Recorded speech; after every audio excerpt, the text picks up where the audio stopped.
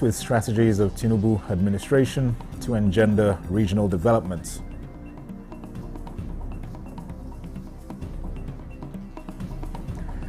And bill seeking to mandate presidents to attach portfolios to ministerial nominees scales second reading at the House.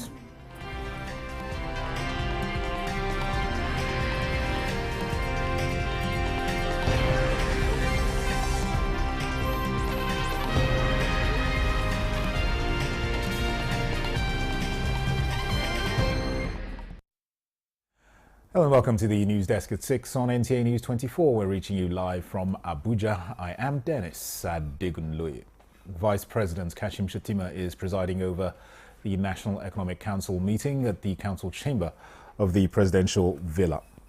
The meeting, which is the 145th and the 7th this year, has state governors and other stakeholders in attendance to discuss and come up with robust solutions to the current and economic challenges facing the nation. We'll have details of this report in our subsequent bulletins.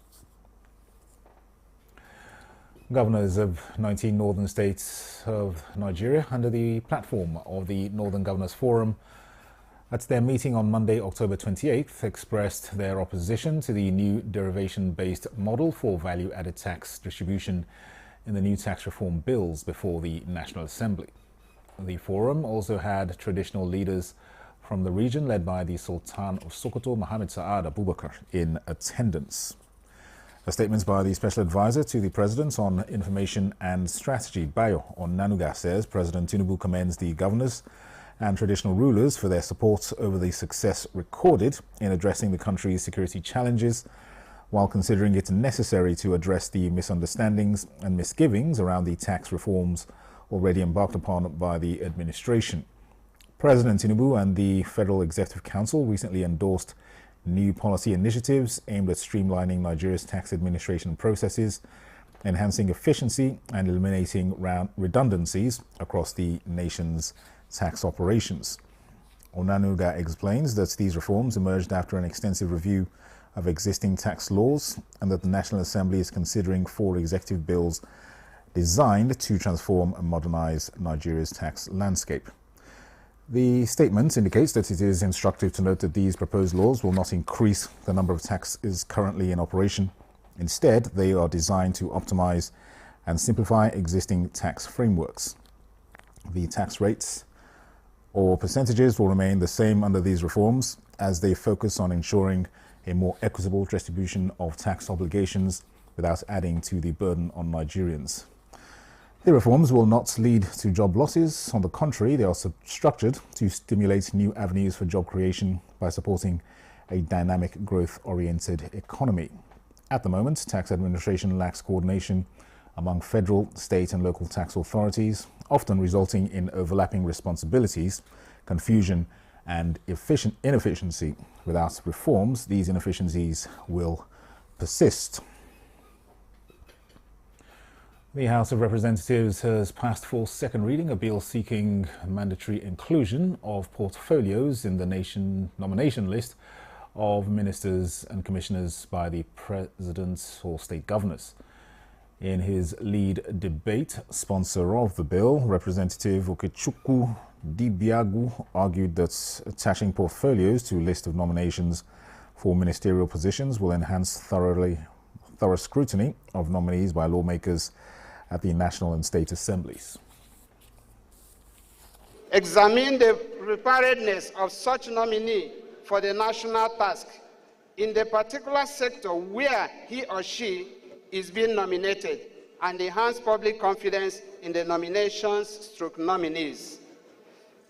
And so, this bill attempts a bold engagement as proposing alterations to sections 147 and 192 of the Constitution of the Federal Republic of Nigeria, 1999, in order to capture these ministers and commissioners by the president and the governor of a state.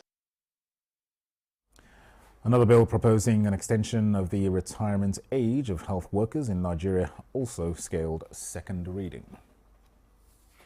We cannot stop Japa because of fundamental human rights. of the individuals concerned.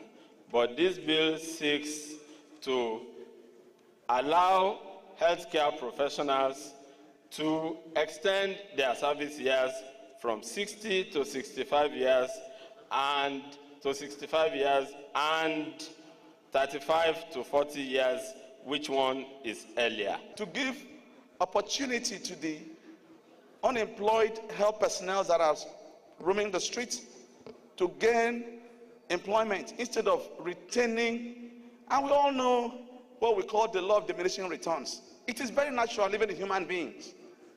Getting to the age of 60 and you want another age of 5 to be added, definitely this is health-related issues that even injection syringe the person is going to handle. You see the hand will start shaking. It is proper to retire when you can go home and farm and do some other things. The people that are living for Japa or whatever you call it, they are young men. People that are beyond the ages of 50, 60, they are ready to stay and sacrifice for this country. This is where they want to end their days.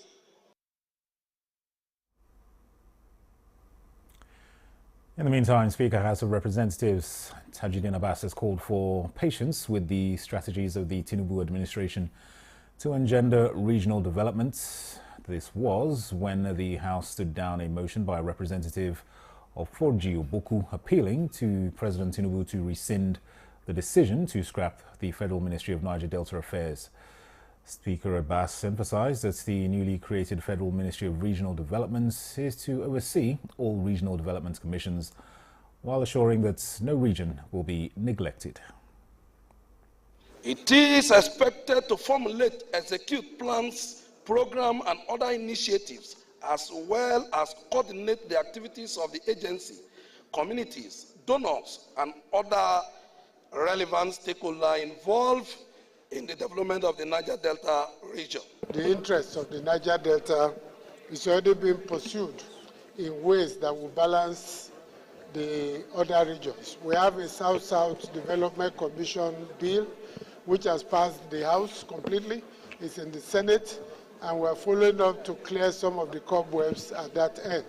I had a discussion with Mr. President last week concerning the issue of South-South Development Bill, and he told me clearly that he is favorably disposed to receiving any proposal concerning the establishment of South-South Development Commission. So I think in light of this explanation, I would want to call on the sponsor of this motion to please allow us to step down this motion.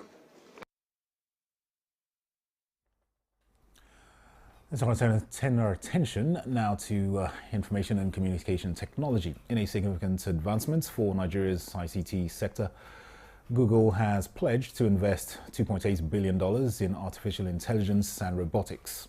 Chimdinma Ndubisi reports that the Minister of Communications, Innovation and Digital Economy describes the initiative as a transformative step in the nation's economic growth and development. Artificial intelligence and robotics, machines trained to think and act like humans with enhanced proficiency, are revolutionizing various sectors. In Nigeria, the use of AI tools and services is leading to improved health outcomes, educational advancement, early flood warnings, and enhanced safety measures. Local businesses are also recording increased sales. A recent study by Google indicates that every dollar invested in digital technology can generate an $8 return, highlighting the significant role of AI in driving business growth. To further these advancements, Google plans to invest 2.8 billion naira to enhance the skills of Nigerians in artificial intelligence and robotics, aiming to develop indigenous AI solutions. This will train 20,000 Nigerians through the ongoing 3 Million Technical Talents program, with an additional 25,000 teachers set to benefit from this funding. We're also going to work directly with 125,000 young people, young learners as well, and train them in the AI fundamentals, providing 10 promising Nigerian AI startups with 100 million naira in funding, alongside 3.5 million in Google cloud credits, as well as some mentorship from Google's own engineers and technical support to get them up and flying. The expectation is that some of the startups that are being supported will be building tools that small businesses will benefit from. So the program in its entirety is for, I think I can say 75% of it. The other part is for public civil servants, but 75% of it is directly for young people. This sort of program will give us the opportunity to be able to continue to train, empower, but also place these young people in jobs. The program will be delivered in 1 to 2 years and implemented by the Data Science and National Center for Artificial Intelligence and Robotics. In Abuja, Chimdema Ndubisi, Nta News. Now, more than 10 million Nigerian children are currently out of school. This is a major cause for concern for government and even civil society groups. Guests on Good Morning Nigeria insist that Nigeria must look inwards for homegrown solutions to the challenge. Nta Williams reports. The United Nations Education, Scientific and Cultural Organization, the United Nations Children's Fund, have noted the increasing number of out-of-school children in Nigeria. Though they disagree on the numbers, the figure is higher than 10 million, and Northern Nigeria has the largest number of the lot. Factors such as insecurity, infrastructural deficit, fertility, ignorance, among others, have been blamed for this problem. However, experts on the program noted that government has good policies to upturn this challenge, but lack of implementation is a major setback. Once we have all the jamborees, we have the committee, we commission. After commissioning, the monitoring, the very strong monitoring and evaluation is never put in place. And who can actually do this monitoring and evaluation for you? Not the government officials. Professional, well-trained CSOs in this area that will bring unbiased reports, irrespective of whether political association or whatever, to see the government are held accountable. Former lawmaker Dr. Balarabe Shehu Kakale is seeking the enforcement of sections of the Constitution that makes education compulsory for all children. The government shall strive to eradicate illiteracy and shall provide free and compulsory basic education. It's a constitutional provision, but it's in Chapter 2 of the Constitution under socio-economic rights, but it's not justiciable and it's not enforceable. That's a problem. And that was why when we were in the last assembly, we attempted, I was part of those who sponsored a bill to move that section of education being compulsory, available, and accessible to Chapter 4 of the Constitution. That is chapter that has to do with fundamental human rights. So it should be enforceable and justiciable. Policy on school safety, must be implemented fully, not just to put two civil defense people in front of the school without arms. Guests on the program pointed to the need for inclusion of vocational training in the curriculum of schools and the need for this to meet international standards. They should find a way of giving them minor skills like shoe making or shoe repair or making things that will be within the accommodated where they are living to. Not every citizen must go to secondary school, please. Dr. Kakale also noted that the Out of School Children's Commission has already mapped out strategies to reduce the problem in Nigeria. In Abuja, Nta Williams, Nta News. This is the news desk at 6 on Nta News 24. More reports in a moment. Stay with us.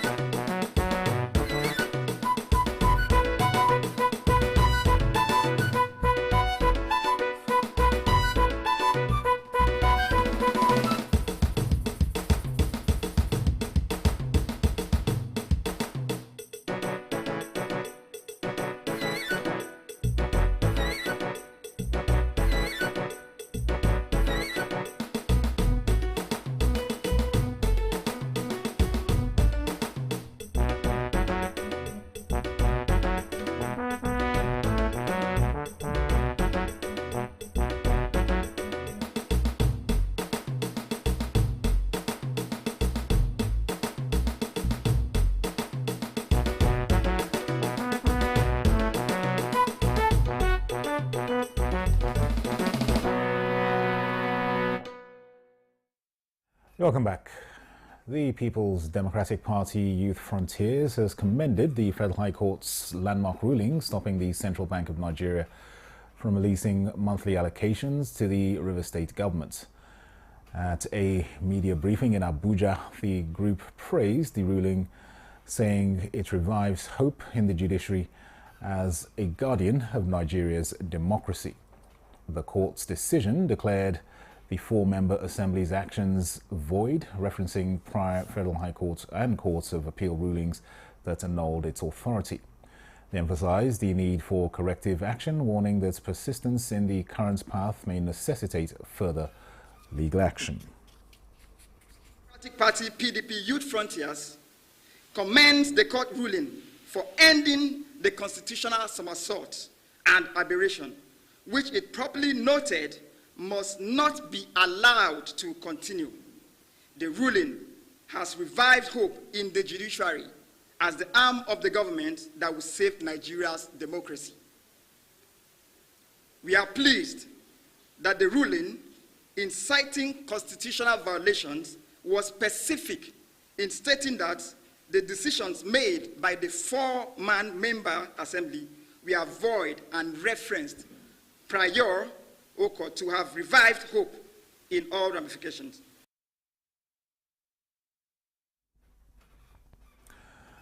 The Nigeria Hydrological Services Agency, NISA, is partnering with the Sahara and Sahel on action plans to manage surface water and ground resource pollution. Alika Okmanachi Arua reports. The workshop marks a crucial step towards enhancing transboundary water resources management in the Sahel region, fostering regional cooperation and promoting sustainable development. We are looking at 7 countries coming together to form an institution to manage the shared groundwater resources. When you look at the way Nigeria is situated on this program, we are down the basin. And everything that happens upstream, Niger Republic, Chad, part of Cameroon, drains down into Nigeria. The workshop also focused on Nigerians' contribution and role on the effective implementation of the action plan, especially as it relates to state contribution and support. Some years back, children died of lead poisoning because of the crude way of they were mining gold, and so the lead entered the water, and so many children died of kidney failure. On the issue of funding, they maintained that the project will be majorly funded externally under the Global Environment Facility, GEF. In Abuja, Alika Okmanachi Arua, Nta News. The National Civil Society Council of Nigeria and the National Youth Council of Nigeria are expressing concern over the recent attacks on Nigerians by some political office holders, describing them as worrisome. Briefing newsmen in Abuja, the group said the action of the 2 federal lawmakers, Alex Ikweji, and who assaulted a cab driver, and one who attacked the Minister of Works, David Umahi, at a committee meeting over the slow pace of projects, were uncalled for.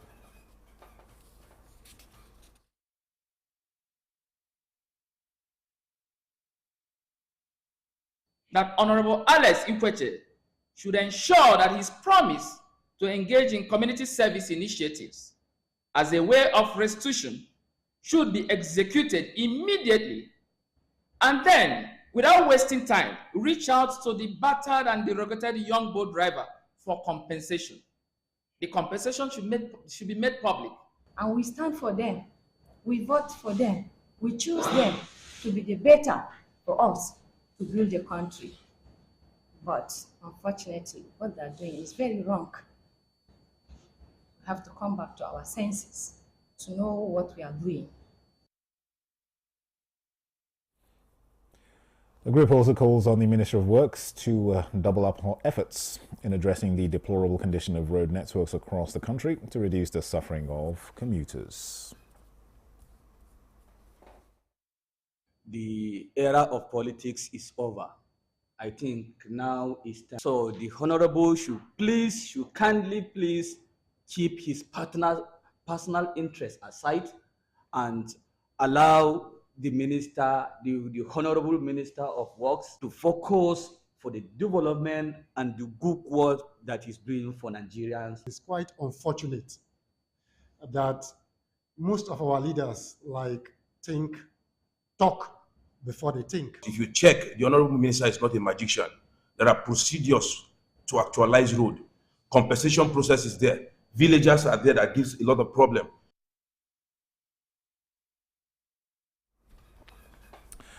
Elsewhere, the Sultan of Sokoto and President General Nigeria Supreme Council for Islamic Affairs, Mohammed Saad Abubakar, says Friday 1st November, which is equivalent to 29th day of Rabiu Asani 1446 after Hijrah, shall be the day to look out for the new moon of Jumadal Ula 1446 after Hijrah. This is contained in a statement signed by the Secretary Advisory Committee on Religious Affairs, Sultanate Council, Sokoto Yahya Muhammad Boyi. Muslims are therefore requested to start looking for the new crescent of Jumadal Ula 1446 after Hijrah on Friday and report its sighting to the nearest district or village heads for onward communication to the Sultan. This is the news desk at 6 on Nta News24. Here's a recap of our top stories. More consultations on proposed tax reform bills expected as Presidency clarifies the reforms not against North but to ensure fair tax systems across the country. Speaker House of Representatives calls for patience with strategies of Tinubu administration to engender regional development.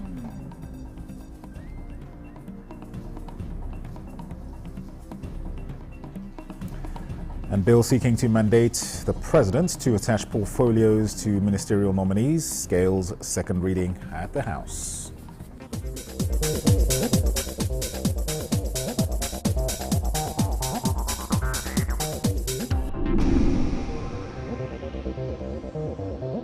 This is Nta News24.